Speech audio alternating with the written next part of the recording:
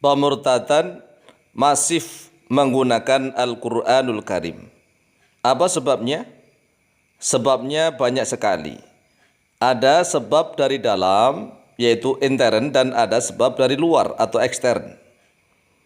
Adapun beberapa sebab yang dari luar atau ekstern, yaitu karena para misionaris zaman teknologi informasi yang canggih seperti ini, mereka menggunakan semua media sosial. Contoh seperti di YouTube, mereka sekarang sangat masif sekali. Para misionaris membuat banyak channel YouTube, oleh sebab itulah kita imbangi. Dan juga di dunia nyata mereka senantiasa melakukan propaganda. Ya, kerjaan mereka seperti itulah para misionaris. Mereka merayu, mengajak, dan seterusnya tak henti-hentinya. Sedangkan faktor intern atau yang dari dalam tubuh kita sendiri, banyak pemuda-pemuda muslim itu yang dari kecil tidak mau mengkaji Al-Quran, tidak mau mempelajari agama Islam. Sekolahnya umum, kemudian umum sih nggak masalah, bagus. Orang Islam itu harus bisa tentang ilmu duniawi. Tetapi jangan melupakan ngaji. Ngaji itulah yang utama. Ya, tetap sekolah umum dari SD, SMP, SMA, tetapi jangan melakukan kenakalan-kenakalan sehingga seolah-olah agama Islam ini nomor sekian. Setelah dari kecil hanya sibuk duniawi, sampai kuliah sibuk duniawi, setelah itu rebutan cari kerja juga duniawi.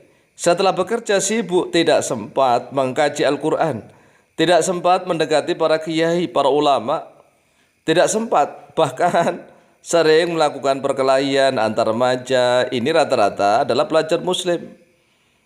Kemudian di luar sana, para misionaris itu menyebarkan Bible atau Injil, Taurat yang berbahasa Arab. Ada tulisannya Talmud atau Al-Babili, Talmud atau Babil, Bible dalam bahasa Arab. Sebenarnya Bible atau Talmud atau Injil dalam bahasa Arab itu sudah ada sejak zaman sebelum Nabi Muhammad SAW. Ya, karena memang orang-orang Nasrani yang ada di Timur Tengah, ada di orang-orang Arab, ya Injilnya berbahasa Arab. Oleh sebab itulah bahwa bahasa Arab itu tidak identik dengan Islam. Contoh itu kitab Injil, ini malah berbahasa Pegon. Tulisannya Arab tetapi bahasa Jawa. Kitab Injil Tuhan kami Isa Al-Masih. Ya, ini kan tulisannya Arab tapi bahasanya bahasa Jawa, namanya Pegon. Kemudian ada Al-Injil Al-Muqaddas. Ingat, di Indonesia ini sudah banyak sekali ya Injil bahasa Arab.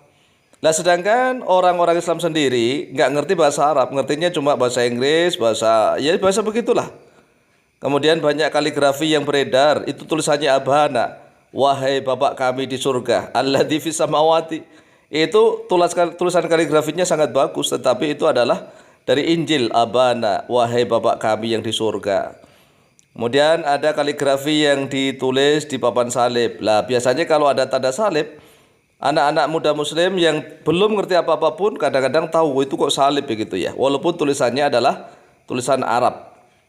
Tetapi yang paling bahaya ya seperti ini, contoh ta'alau ila titik-titik. Ya, ini kan marilah kemari menuju ke tempat surganya Allah begitu. Allah Tuhan Bapa. Ini juga kaligrafi tapi dari Matius. Kemudian di website-website ya di dunia maya. Itu banyak sekali konten-konten yang berisi tentang pengkaburan akidah. Ini sangat berbahaya sekali. Oleh sebab itulah kami sangat perlu sekali untuk mengimbangi. Oleh sebab itu kami juga membuat konten, ya konten di YouTube Al-Mu'allim Center. Selain untuk mendidik para generasi muslim tentang cara mudah belajar membaca kitab kuning atau kitab gundul, yaitu berbahasa Arab secara fasih dengan menggunakan metode Al-Mu'allim, kita juga gunakan untuk mengcounter, menjawab permasalahan-permasalahan ghazwul fikri. Ghazwul fikri artinya perang pemikiran yang dilakukan oleh mereka. Mereka membuat banyak sekali acara di channel YouTube mereka. Oleh sebab itulah perlu kita tanggapi satu persatu. Contoh itu Muslim gila setengah mati. Ternyata asal usul Al-Quran itu dari sini.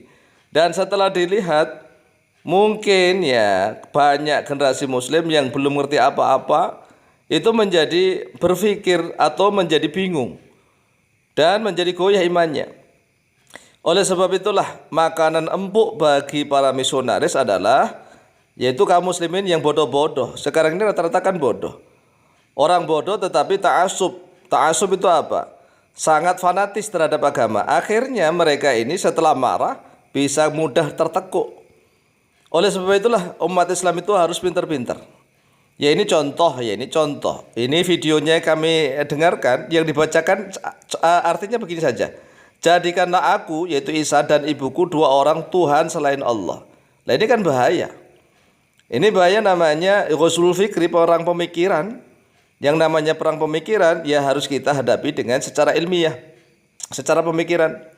Kita buktikan hujah-hujah secara qat'iyah. Hujah qat'iyah itu apa? Ya dalil-dalil secara pasti. Ya kita tunjukkan mana yang benar, mana yang salah. Ini ada lagi dengan judul begini, Muhammad utusan Allah yang mana? Lah yang mana ini seolah-olah ada Tuhan yang lain. Jadi Muhammad utusan Allah yang mana? Allah yang mana? Ya Allah itu ya satu. Dari seluruh alam ini Allah ya satu. Kemudian mereka membandingkan ya Tuhannya Nabiullah Musa alaihi wassalam dengan Tuhannya Nabi Muhammad sallallahu alaihi wasallam. Mereka menukil dari Al-Quran. Nah ini bahayanya. Kalau kaum muslimin wal muslimat, generasi muda tidak tahu tentang isi Al-Quran, sangat bahaya sekali. Akan menjadi makanan empuk bagi mereka. Apalagi yang ngajinya hanya lewat YouTuber, tidak pernah berusaha untuk mendatangi guru. Sehingga mereka menjadi bingung. Wah ini ternyata ada Tuhan lain. Ini dalilnya mana? Al-Quran, surat sekian. Nah gitu. Ya. Jadi kalau Allah Israel itu kan berfirman secara langsung katanya. Tapi kalau Allahnya Nabi Muhammad tidak. Allahnya Bani Israel bisa berwujud, contohnya berbentuk api. Sedangkan Allahnya Muhammad tidak. Lah ini kan perang pemikiran, ghuswul fikri. Ghuswun itu perang, al-fikru pemikiran. Jadi perang pemikiran. Oleh sebab itulah wahai saudaraku, kaum muslimin wal muslimat, perbanyaklah baca Al-Quranul Karim. Kalau belum bisa ya berguru, wajib berguru. Kemudian belajar terus-menerus secara istiqomah. Coba itu bayangkan, ada tafsir di dalam agama Islam namanya tafsir At-Tabari. Itu tafsir Al-Quran Karim. Jumlah jilidnya 13 jilid, yaitu plus daftar isinya. Ya 12 jilid, itu coba satu jilidnya bisa nggak membaca. Ini baru tafsir. Di dalam agama Islam itu banyak sekali tafsir para ulama. Ada lagi tafsir Ad-Durrul Mansur. Ya. Fi tafsiri bil ma'thur, dengan tafsir bil ma'thur dengan hadis-hadis Nabi yang disusun oleh Imam Jalaluddin As-Suyuti. Lah kadang-kadang ngaji tafsir Jalalain saja belum bisa. Baca Quran pun belum bisa. Makanya orang-orang bodoh itulah menjadi santapan empuk para misionaris.